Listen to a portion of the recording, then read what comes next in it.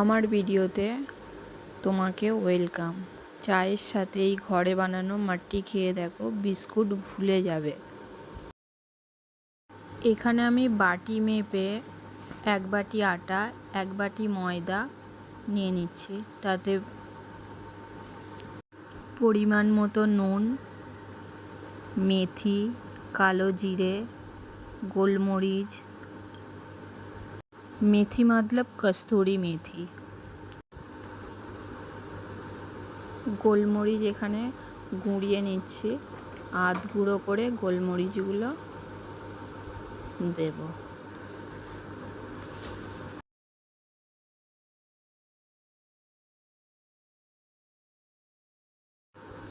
ময়নের জন্য তেল বা ঘি পরিমাণ মতো আর নিয়ম মতো দিতে হবে। ভালোভাবে সব মিক্স করে নাও।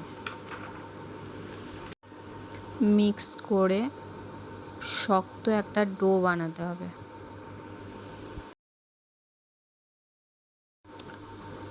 15 থেকে 20 মিনিট রেস্ট।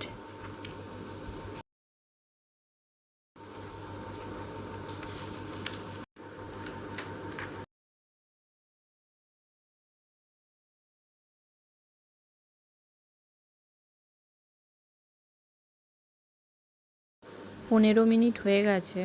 এবার আমি শেপ দিয়ে নেব। যেমন ইচ্ছা শেপ দিতে পারো। এখানে আমি একটু বড় করে মোটা করে শেপ দেওয়ার জন্য চেষ্টা করছি।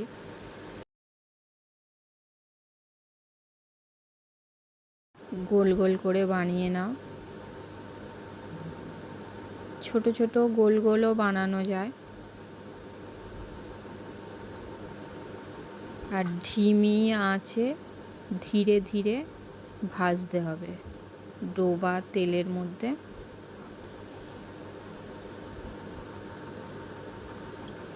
উল্টে পাল্টে ধীরে ধীরে ধীরে ধীরে ভাজতে হবে, আর তবেই এটা মচমচে হবে।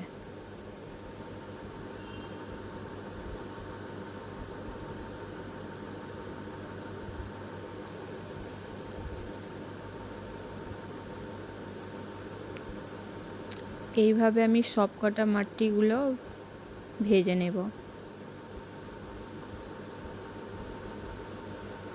কিছু মাট্টি আমি ছোট ছোট গোল গোলও বানিয়েছি একদম সিম্পলভাবে, যেগুলো আর দেখালাম না। এটা চা দিয়ে খেতে খুব সুন্দর, এমনিও খেতে পারবে, একবার বানিও।